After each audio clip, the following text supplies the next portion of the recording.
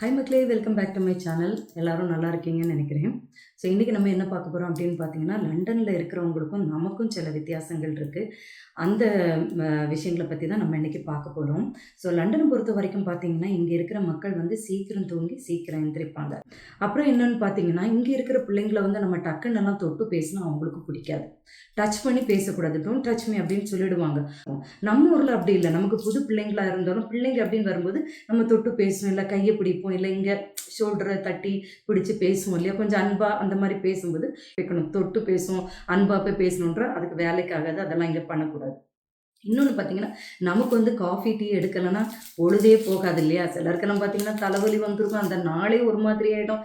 ஒரு நாள் ஒரு நேரம் காஃபி டீயை மிஸ் பண்ணிட்டா முடியாது. அதுவும் காலையில் வந்து ரொம்ப பேர் அடிக்ட் நம்ம ஊரில் அப்படின்னு சொல்லலாம். ஆனால் இங்கே காஃபி டீக்கு வந்து டிமாண்ட் கிடையாது அவ்வளோவா. இங்கே வந்து பியர்ட், ஆரஞ்சு ஜூஸ் இந்த மாதிரி காலையில் எடுத்துகிட்டு காலையிலேயே பார்த்தீங்கன்னா நமக்கு வந்து ரோட் சைடு எல்லா கஃபேலையும் ஆட்கள் வெளியில் மழை தூரலோடு உட்காந்து அந்த பியர்ட், அந்த ஆரஞ்சு ஜூஸ் எடுத்து பயங்கரமாக என்ஜாய் பண்ணுவாங்க. அது இல்லைன்னா அவங்களுக்கு அன்னைக்குள்ள பொழுது போகவே போகாது. அப்போ காஃபி எடுக்க மாட்டாங்களா அப்படின்னு கேட்டிங்கன்னா கிடையாது. காஃபி எடுக்கிறவங்க இருக்காங்க. ஒரு காஃபியை வாங்கிட்டு 3 மணி நேரம் 6 மணி நேரம் கடலை போடுறவங்களும் இருக்காங்க. அது நம்ம ஊர்லேயே இருக்குது. நம்ம இந்த என்ன சொல்ல காஃபி பெஞ்ச் இருக்குது இல்லையா, காலையில் போய் டீ கடையில் உட்காந்துட்டு அந்த மாதிரி இருக்குது. அதுவும் இங்கே இருக்குது. இங்கே வந்து மினிமம் ஒரு காஃபி, அதாவது இப்போ நம்ம சரவண பவன் நார்மலாக அந்த மாதிரி காஃபி கடைக்கு போனீங்கன்னா நமக்கு 1.5, அதாவது 150 ரூபாய் 175 ரூபாய்க்கு ஒரு சாதாரண காஃபி கிடைக்கும். அது நம்ம இந்தியன் ஷாப்ஸ் அந்த மாதிரி போனீங்கன்னா. இதுவே நம்ம இங்கே லண்டனில் உள்ள சாதா காஃபி ஷாப் அப்படின்னு போனீங்கன்னா மினிமம் 350 ருபீஸ்க்கு சாதா காஃபி சாதா கிடைக்கும். இவங்க வந்து டீ அதிகமாக எடுக்கவே மாட்டாங்க. இவங்க வந்து காஃபி தான். காஃபிலே கேப்பச்சினோ, அப்புறம் வந்து எக்ஸ்ப்ரெஸோ அந்த மாதிரி நிறைய இருக்குது. ஸோ அதெல்லாம் போக போக 2000 ரூபா 3000 ரூபா வரைக்கும் அந்த காஃபி வந்து செல் பண்ணுவாங்க. ரோட் சைடில் காலையிலே நம்ம பார்த்தீங்கன்னா அதிக பேர் உட்காந்து என்ஜாய் பண்ணிட்டு இருப்பாங்க. அப்புறம் என்னன்னு பார்த்தீங்கன்னா, நம்ம ஊரில் வந்து நம்ம நிறைய ஸ்பைசி ஃபுட் எடுப்போம். ஸ்பைசி இல்லைன்னா நமக்கு அது பொழுது போகாது. ஆனால் இங்கே இருக்கிறவங்க ஸ்பைசி ஃபுட் ரொம்ப எடுக்கவே மாட்டாங்க. ஈவன் அவங்க ரைஸ் எடுக்கிறவங்க ரொம்ப கம்மி தான். இப்போ நம்ம ஒரு ஸ்கூலுக்கு போகிறோம், இல்லை பிள்ளைங்களுக்கு கொடுத்து விடுறோம் அப்படின்னு பார்த்தீங்கன்னா ரைஸே கொடுத்து விட முடியாது. ஏன்னா எங்களவங்க யாருமே ரைஸ் கொண்டு வர மாட்டாங்க. ரைஸ் அவங்க டிஃபன் பாக்ஸில் இருக்காது. எல்லாம் பிரெட் சாண்ட்விச், ரெடிமேட் க்ராய்சன் அந்த மாதிரி ஐட்டம்ஸ் எல்லாம் பார்த்தீங்கன்னா ரெடி டு ஈட் அந்த ஒரு மெத்தடில் தான் பிள்ளைங்களுக்கு டிஃபன் பாக்ஸ்லாம் கொடுத்து விடுவாங்க. நமக்கு வந்து மிக்ஸ்டு ரைஸு, லெமன் ரைஸ் இந்த மாதிரி ரைஸ் கொஞ்சமாச்சும் ஃபஸ்ட்டு மெயின் கோர்ஸ் வச்சுட்டு தான் அதுக்கப்புறம் கொஞ்சம் ஃப்ரூட்ஸோ ஸ்நாக்ஸோ இப்படி வச்சு விடுவோம். ஆனால் அவங்களுக்கு மற்றதெல்லாம் தான் மெயினாக இருக்கும், ரைஸுன்றது இருக்காது. ஸோ நம்ம பிள்ளைங்களை கொண்டு போகும்போது நான் மட்டும் ரைஸ் கொண்டு போகிறேன் அந்த மாதிரி அவங்களுக்கு ஒரு ஃபீல் ஆகுது.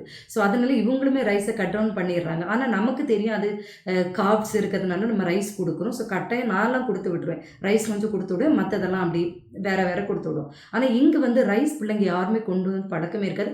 Maybe 1 or 2. அதுவும் அவங்க ரைஸ் பார்த்தீங்கன்னா அதுலேயும் கெச்சப் இந்த மாதிரி டொமேட்டோ கெச்சப் இந்த மாதிரி கொஞ்சம் ஸ்வீட்டியாக அப்படி தான் இருக்கும். ஸோ இவங்க வந்து ஸ்பைசி ஃபுட்டுக்கு இம்பார்ட்டன்ஸ் கொடுக்கவே மாட்டாங்க. இப்போ நம்ம வீட்டுக்கு யாராவது வராங்கன்னா நம்ம ஃபுட்டை வந்து விரும்புகிறவங்க ரொம்ப கம்மியாக இருப்பாங்க. அப்படி அவங்க வந்தாலும் ஸ்பைஸ் இல்லாமல் தான் அந்த இதை செய்யணும், சாப்பிடவும் மாட்டாங்க.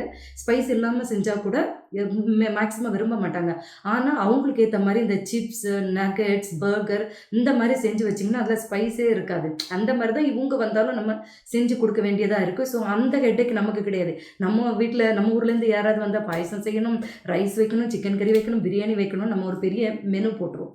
இங்கே வந்து ஸ்பைஸ் ஃபுட்டு எடுக்க மாட்டாங்க அதிகமாக. ஸோ நம்ம வந்து நிறைய ஸ்பைஸ் ஃபுட் எடுப்போம். இன்னொன்று என்னென்னு பார்த்தீங்கன்னா, இவங்க வந்து பங்க்சுவாலிட்டியில் மீறவே மாட்டாங்க.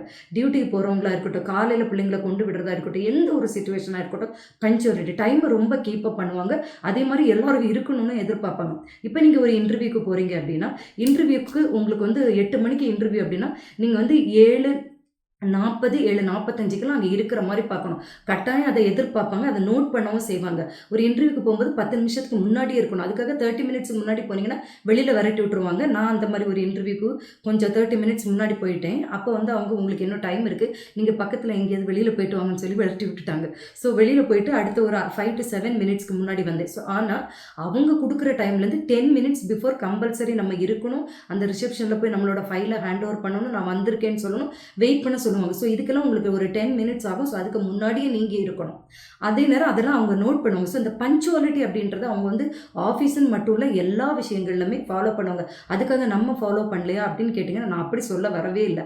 நம்மளும் ஃபாலோ பண்ணோம். ஆனால் நமக்கு பஸ் லேட் ஆகிடுச்சு, ட்ரெயின் லேட் ஆகிடுச்சு, இன்டர்வியூக்கும் ஓடுவோம். சில நேரம் இந்த மாதிரி சில விஷயங்கள் நமக்கு நிறைய நடக்கும். ஆனால் ஓரளவுக்கு அப்படி மேனேஜ் பண்ணி போயிடுவோம். இங்கே வந்து அதுக்கு வாய்ப்பில்லை அப்படின்றத நான் சொல்ல வரேன். அது ரொம்ப எதிர்பார்ப்பாங்க.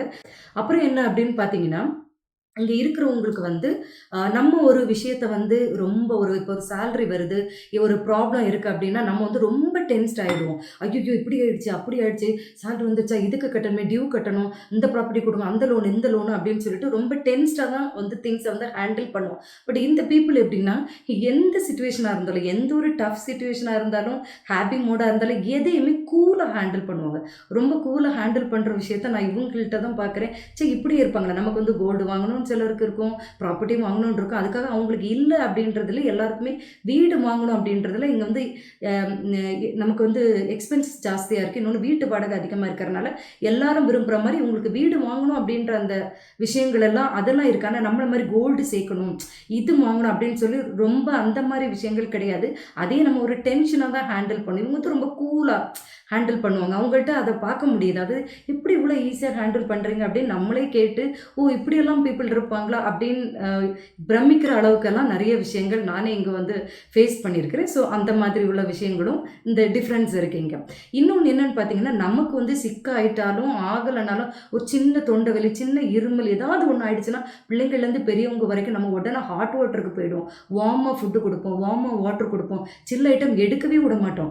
இங்க என்னடா அப்படின்னு பார்த்தீங்கன்னா, அவ்ளோ மைனஸ் டிகிரில போயிட்டுருக்கும். மழை கொட்டுன்னு கொட்டும்.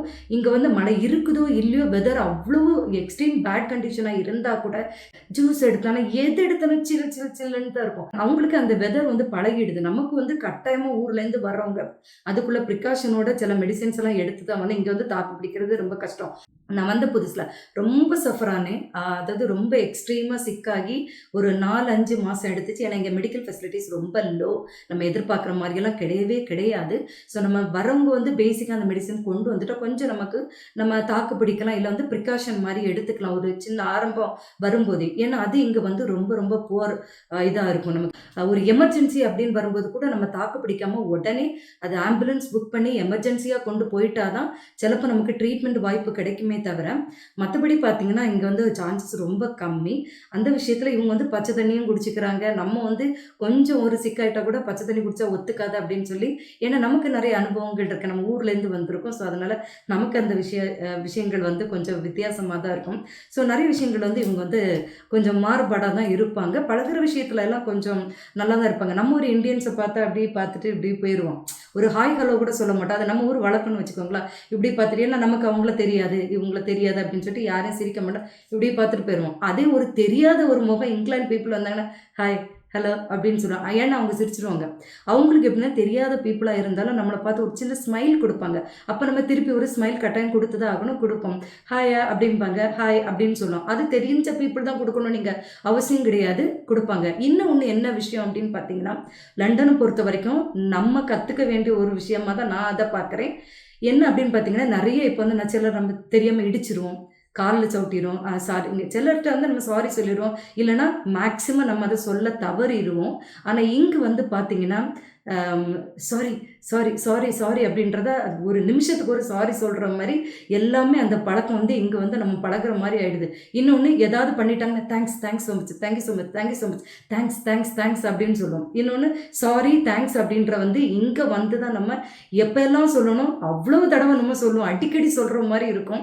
இந்த கண்ட்ரிக்கு வந்ததுக்கப்புறம் நான் பழகிட்டது. இப்ப நம்ம இடிச்சிட்டோம் தெரியாம பண்ணிடுச்சு நம்ம சாரின்னு ஒருத்தர்ட்ட சொல்ல தான் செய்வோம். பட் நெறைய பேரு நெறைய நேரத்துல நம்ம அத மிஸ் பண்ணியிருக்கோம். ஸோ அந்த விஷயத்த பார்க்கும்போது இங்க மிஸ் பண்றதுக்கு சான்ஸ் இல்ல. ஏன்னா தொட்டதுக்கும் பிடிச்சதுக்கும் சாரி அண்ட் தேங்க்ஸ் வந்து இருந்துகிட்டே இருக்கும். டெய்லி லைஃப்ல. ஸோ அது வந்து இங்க வந்து ரொம்ப இம்பார்ட்டன்ஸ் குடுப்பாங்க. அந்த விஷயத்த நான் இங்க வந்து நெறையவே கத்துக்கிட்டேன். இப்போ வந்து தப்பாம எப்ப எடுத்தாலும் தடுக்கி விழுந்தாலும் சாரி, தேங்க்ஸ் அப்படின்னு யாராவது ஏதாவது குடுத்துட்டா கூட தேங்க்ஸ், சாரி அப்படின்னு சொல்லிட்டு நம்ம பிள்ளைங்க நம்ம கையிலேருந்து சாப்பாட வாங்கிட்டு போகும்போது தேங்க்ஸஸ் எல்லாம் சொல்லவே மாட்டாங்க. ஆனா பிள்ளைங்க வந்து இங்க வந்ததுக்கப்புறம் ஒரு சின்ன ஸ்நாக்ஸ் கையில குடுங்க, தேங்க்ஸ்மா. ஒரு காஃபிய குடுங்க, தேங்க்ஸ்மா. அப்படி தேங்க்ஸ்ன்னு சொல்லி அந்த ஒரு பழக்கம் வந்துருது. இன்னொன்னு என்னன்னு பார்த்தீங்கன்னா, ஒரு ஸ்கூல்லயா இருக்கட்டும், நம்ம பிள்ளைங்க இப்ப ஸ்கூலுக்கு போறாங்க. நம்மளாவே வெளியில போறோம். ஒருத்தர் வந்து அம் "டூ யூ வாண்ட் திஸ்?" அப்படின்னு சொல்லி ஒரு விஷயத்த கேட்கறாங்க அப்படின்னா, "நோ தேங்க்ஸ்" அப்படின்னு சொல்றோம். நம்ம வந்து வேண்டாம் இப்படியெல்லாம் நம்ம வந்து சைன் லாங்குவேஜ் காட்டிட்டெல்லாம் நம்ம நிறைய நேரத்தில் பண்ணியிருக்கோம். நானே நிறைய இடத்துல பண்ணியிருக்கேன். இங்கே இந்த ஊரை பொறுத்த வரைக்கும், இந்த கண்ட்ரியை பொறுத்த வரைக்கும் அவங்க ஒரு விஷயம் தர்றாங்க அப்படின்னா உங்களுக்கு வேணும்னா எஸ் ப்ளீஸ் அப்படின்னு சொல்லணும். எஸ் ஆமாம் இல்லை அப்படின்னு மொட்டையை சொல்லிட்டு போகக்கூடாது. ஒரு விஷயம் வேணும் அப்படின்னா எஸ் ப்ளீஸ்ன்னு தான் சொல்லணும். அதே மாதிரி ஒரு விஷயம் கேட்குறாங்க நமக்கு வேண்டாம்னா நோ தேங்க்ஸ் அப்படின்னு சொல்லணும். நோ எஸ் அப்படின்லாம் போகவே கூடாது. ஏதாவது வேணுமா அப்படின்னு கேட்டால் எஸ் ப்ளீஸ் அப்படின்னு சொல்லணும். ஏதாவது வேண்டாம் அப்படின்னா நோ தேங்க்ஸ் அப்படின்னு சொல்லணும். அந்த மாதிரி அந்த பொலைட்னஸ் வந்து அந்த விஷயம் சாரி அண்ட் தேங்க்ஸ் வந்து இங்கே நடக்கிற இடத்துல வர்ற இடத்துல ஒரு நாளைக்கு அவ்வளோ தடவை நம்ம சொல்கிற மாதிரி அந்த நல்ல விஷயங்கள் எல்லாம் வந்து பார்த்தீங்கன்னா அதுக்கு நம்மகிட்ட இல்லை அப்படின்னு நான் சொல்ல வரல. இங்கே வந்து அது அதிகமாக இருக்குது. அதுக்கு அவ்வளோ இம்பார்ட்டன்ஸ் கொடுக்குறாங்க.